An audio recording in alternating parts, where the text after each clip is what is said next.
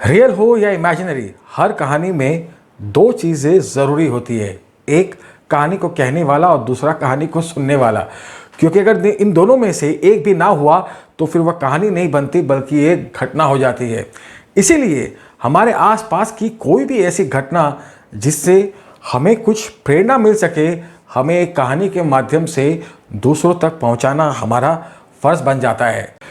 नमस्कार दोस्तों, अगर मैं आपसे यह कहूं कि एक आदमी 1035 दिनों तक एक ही शर्ट पहनता रहा और एक दूसरा इंसान अपने घर वालों से छुपकर 30 सालों तक रोज जंगलों की खाक छानता रहा, तो आप ऐसे इंसानों के बारे में क्या कहेंगे?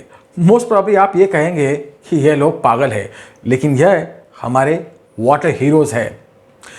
मेरे पिछले video Israel opens water अटैचे in India में मैंने इंडिया की वाटर क्राइसिस के बारे में आपको बताया और इजराइल के साथ इंडिया की वाटर टेक्नोलॉजी और एग्रीकल्चर सेक्टर में जो कोलैबोरेशन हुई है उसका एक इवैल्यूएशन मैंने किया था। लेकिन इंडिया की वाटर क्राइसिस इतनी सीवियर है कि उसके निवारण के लिए एक मल्टी प्रॉन्ग सोल्यूशन का होना बहुत ज़रूरी है।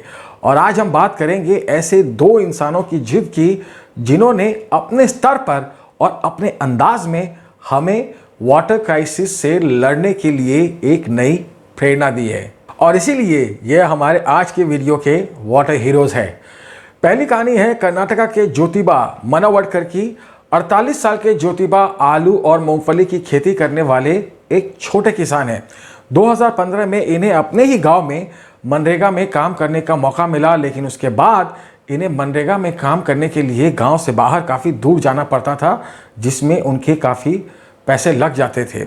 हालांकि जहां तक मैं जानता हूं, मनरेगा में प्रावधान है कि अगर आपको अपने घर से 5 किलोमीटर से दूर काम करने के लिए जाना पड़ता है तो आपको ट्रैवल का एक्सपेंस रीइंबर्स किया जाता है, लेकिन शायद रियलिटी में, प्रैक्टिकलिटी में ऐसा होता नहीं है।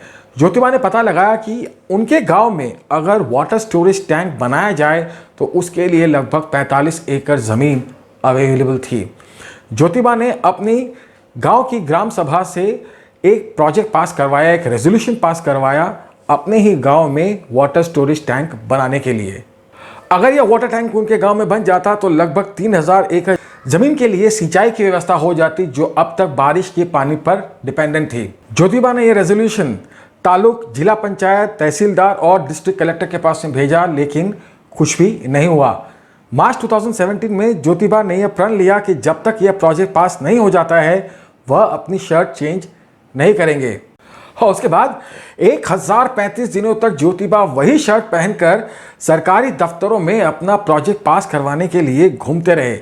रोज रात को शर्ट धोकर पहन लेते थे, लेकिन शर्ट को कभी चेंज नहीं किया।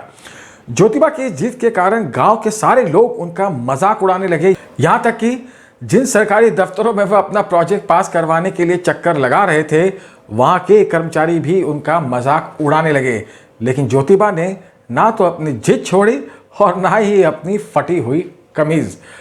3 साल के बाद 24 जनवरी 2020 को उनके लोकल एमएलए ने उन्हें फोन करके बताया कि उनका प्रोजेक्ट अप्रूव्ड हो गया है। सुनकर ज्योतिबा खुशी से झूम उठे। 2 दिन बाद में जब वो एमएलए से मिले तो एमएलए ने उन्हें 1200 रुपए की शर्ट गिफ्ट दी, जो कि ज्योतिबा के लिए तब तक की सबसे महंगी शर्ट थी। वैसे कोविड-19 के कारण यह प्रोजेक्ट शायद अभी तक स्टार्ट नहीं हुआ है।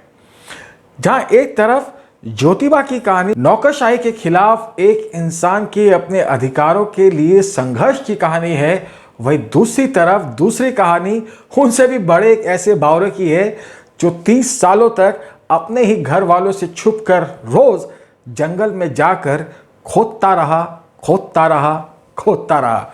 जानते हैं क्यों? ताकि उसके गांव में पानी आ सके। यह कहानी है बिहार के गया जिले के लौगी भुइया की, जिनके गांव में अब सिर्फ 750 लोग बचे हैं। वर्षों तक भुइया गांव से लोगों का पलायन देख रहे थे, क्योंकि गांव में सिंचाई की कोई व्यवस्था नहीं थी। यहाँ तक कि भुइया के 3 बेटे भी गांव छोड़कर दूसरी जगह रोजी रोटी की तलाश में चले गए थे और भुइया ये चाहते थे कि गांव से लोगों का पलायन रुके। इसीलिए 30 साल तक भुइया अपने घर वालों से छुपकर जंगल जाते रहे रोज, ताकि नहर की खुदाई कर सके। गुस्से में कई बार उनकी बीवी ने उन्हें खाना देने से मना कर दिया, लेकिन भुइया अपने काम में लगे रहे और 30 साल की अथक मेहनत के बाद आखिरकार अकेले अपने दम पर उन्होंने लगभग 3 किलोमीटर लंबी एक नहर खोद दी। जब भुइया के इस कारनामे का लोगों को पता चला तो फिर गांव में पत्रकारों और बड़ी बड़ी हस्तियों का तांता शुरू हो गया, जिनमें शामिल थे बिहार के पूर्व मुख्यमंत्री जातिराम जी मांझी और बिहार के वाटर मिनिस्टर संजय झा जी। अब वहां पर उस जगह पर एक बांध बनाया गया है जिसका नाम भुइया पर रखा गया है। भुइया का यह कहना है कि उनके इस काम की प्रेरणा उन्हें बिहार के माउंटेन मैन कहे जाने वाले दशरथ मांझी से मिले। इत्तेफाक से दशरथ मांझी भी बिहार के गया जिले से ही है। भुइया के इस कारनामे के बाद एक ट्रैक्टर कंपनी ने उन्हें एक ट्रैक्टर गिफ्ट में दिया। बिहार गवर्नमेंट ने उन्हें एनवायरनमेंट और वाटर कंजर्वेशन के लिए ब्रांड एम्बेसडर नियुक्त किया है। लेकिन जानते हैं भुइया का परिवार क्या चाहता है? एक इलेक्ट्रिक फैन, पक्की छत और कुछ अच्छे कपड़े। लौगी भुइया और ज्योतिबा मनोवर की कहानी भले अलग अलग हो, लेकिन दोनों की कहानी में एक चीज कॉमन है और वो है अपनी समस्याओं को सुलझाने की एक जिद, और दोनों में सॉल्यूशन का मूल स्रोत एक ही है, पानी। आशा करता हूं कि इन दोनों कहानियों से आपने कुछ सीखा होगा। अगर हाँ, तो फिर इन दोनों कहानियों को लोगों तक पहुंचाने के लिए वीडियो को शेयर ज़रूर करें, क्योंकि इंडिया की वाटर क्राइसिस इतनी सीवियर है कि हर एक बूंद और एक कहानी कीमती है। बूंद बूंद से सागर बनता है और हर एक ऐसी ही कहानी से एक कथा संग्रह तैयार होगा, जो कि वाटर क्राइसिस के खिलाफ हमारी खुद की लड़ाई होगी। अगर आपके पास में भी ऐसी ही कोई अद्भुत कहानी है जिसे आप मेरे माध्यम से दूसरों तक पहुंचाना चाहते हैं, तो प्लीज़ वीडियो के कमेंट सेक्शन में लिखें, फीडबैक दें और अपने वाटर हीरोज़ के बारे में मुझे बताएं, ताकि मैं भी उसे दूसरे लोगों तक पहुंचा सकूं। अब तक तो आपने चैनल को सब्सक्राइब कर ही लिया होगा, अगर नहीं तो प्लीज़ अभी करें और ऐसा करते वक्त बेल आइकन पर क्लिक ज़रूर करें, ताकि मेरे आगे आने वाले वीडियोस की नोटिफिकेशन भी आप तक पहुंचती रहे। वाटर क्राइसिस इतनी सीवियर है कि मैं इसके बारे में लगातार वीडियो बनाता रहूँगा, और इसके लिए मैंने एक सेपरेट प्लेलिस्ट भी तैयार की है, तो प्लीज़ इस पर ज़रा ध्यान दीजिएगा। मुलाकात होगी अगले वीडियो में, तब तक के लिए थैंक यू।